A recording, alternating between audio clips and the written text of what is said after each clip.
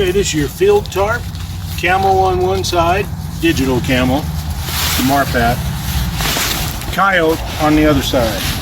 Usually have your seam tape here to help keep it from leaking. You can repair this, replace this seam tape.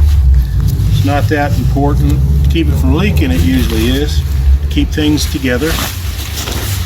Now this tarp will stick together when you go ahead and fold it like this on the coyote side. Man, it will stick hard. Put some type of powder on there, maybe a little bit of baking soda or some other powder.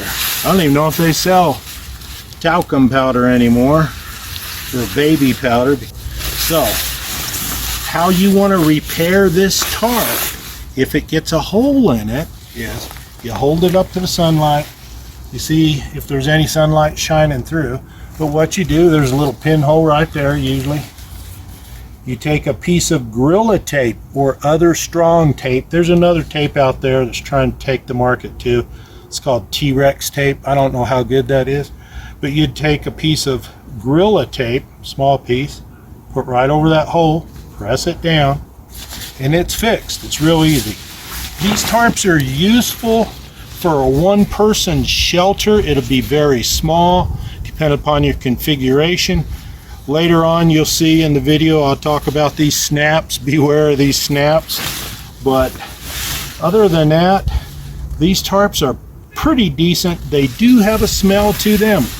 The only way you can wash and clean these is with cold water, a soft bristle brush, and baking soda. Help get rid of the smell. The smell is a natural occurrence because the materials that it's made out of, the gases that it emits. But you can pick these up military surplus. They'll serve you well. Just don't expect a whole lot from them. Okay, let's get on with the video.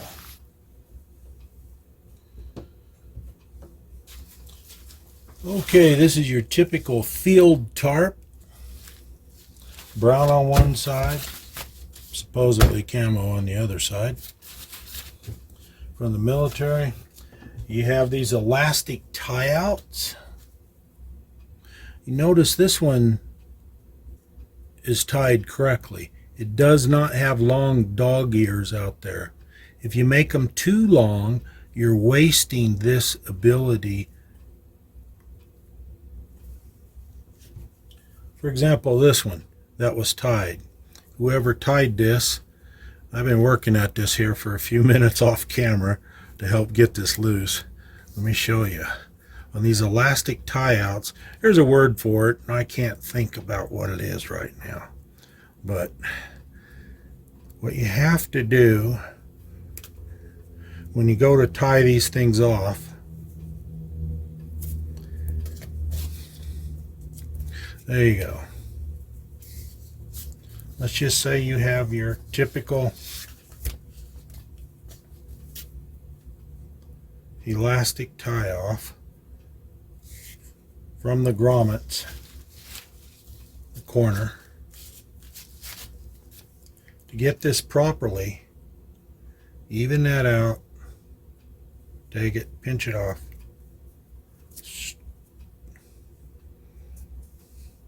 To get this properly, even this out.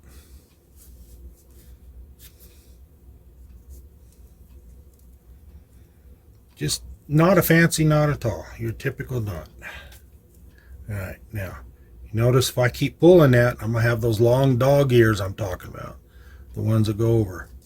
Pull this up there, and then here, if you have to a little, pull it up there tight. There you go. That's properly tied. That's not going to slip. If you want to tighten it up anymore, you could pull this out. That is a good conservative use of this material. Now, put this properly. Several different ways you can do this. You have the corner grommet or any other grommet that's in the middle, sides, top, like that.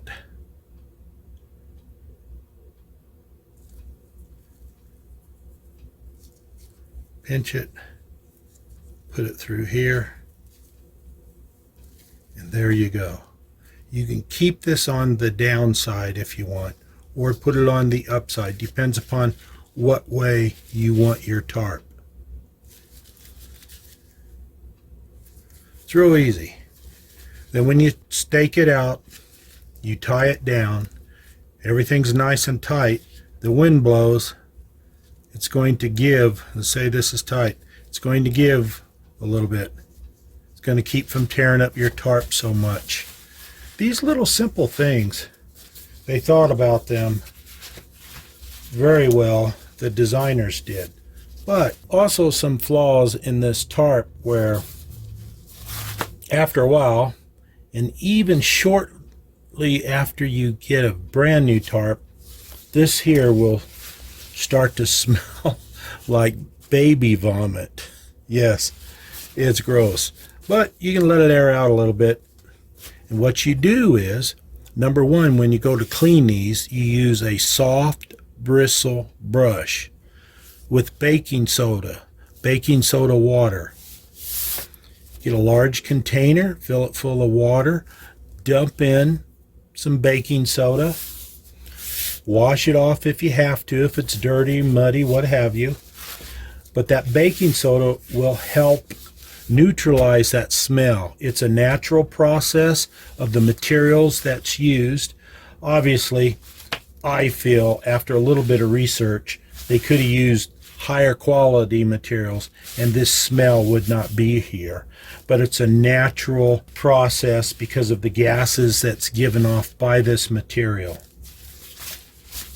This here is a fairly new tarp and it does the same thing. The smells are there. So when you want to clean it, maybe neutralize a little bit of smell, use the baking soda, water, and a soft bristle brush. Do not use anything stiff or hard because you'll cut holes in it, you'll tear it up, you'll just degrade this fabric that much sooner.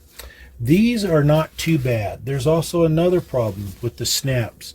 The snaps were not correctly designed on any of these tarps because the snaps only have multiple fingers that come out and push into the opposite side.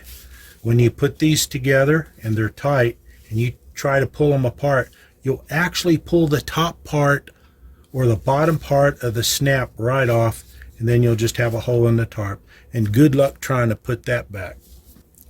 Here is the snap. You see that snap? Bring it right up there. Now, you can't really see it too well, but there's a whole bunch of little fingers sticking out. Actually, like little pointed pieces. Your tarp goes right here, and then it's supposed to fit right in there. These here are not designed correctly because they do not hold very well. They will degrade after a period of time, as all things do. So I thought I'd let you know about that. These tarps are okay to use as ground cloths.